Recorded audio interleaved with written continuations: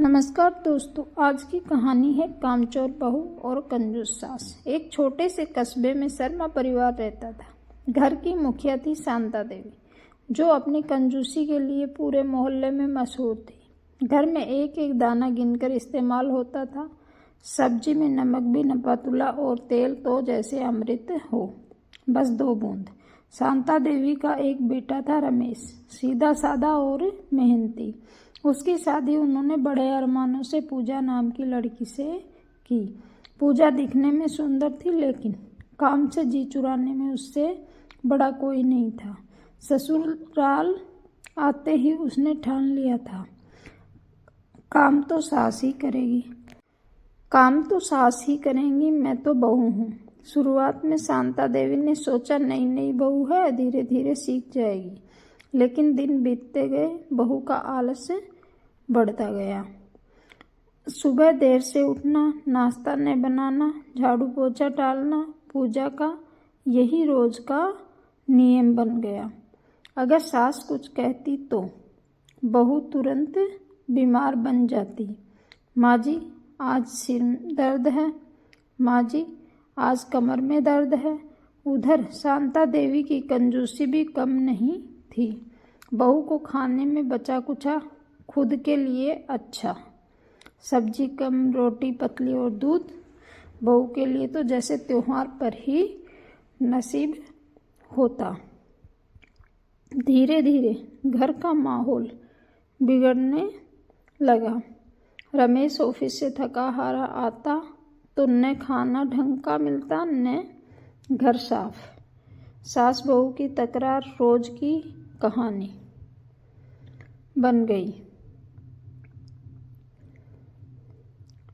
एक दिन पूजा ने मन ही मन सोचा, ये सास तो मुझसे काम भी करवाती है और खर्च भी नहीं करती, क्यों न इन्हें ही सबक सिखाया जाए। अब पूजा और भी ज्यादा कामचोर बन गई। घर में गंदगी फैलने लगी।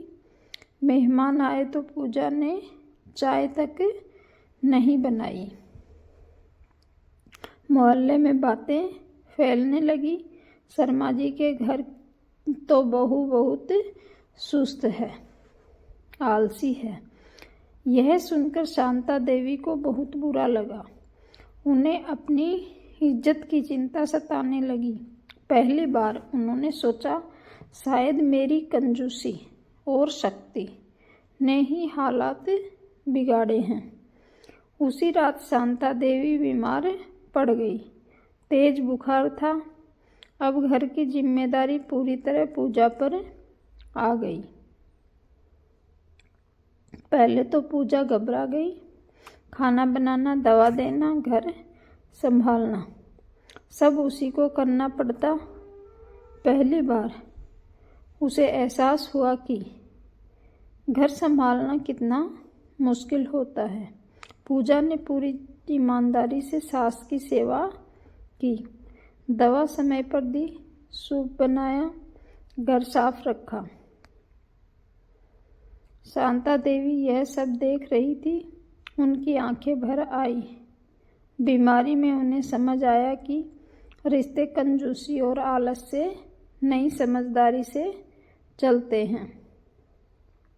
ठीक होने के बाद शांता देवी ने पूजा को पास बिठाया और कहा, बहू मुझसे भी गलती हुई। मैंने तुम्हें कभी अपने घर की बेटी नहीं समझा।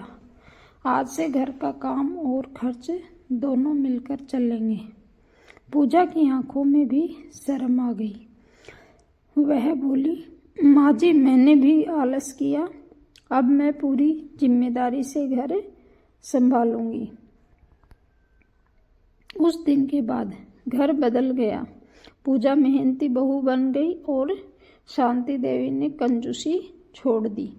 रमेश भी खुश रहने लगा। शर्मा परिवार अब मोहल्ले में झगड़े के लिए नहीं, समझ और प्यार के लिए जाना जाने लगा। धन्यवाद दोस्तों।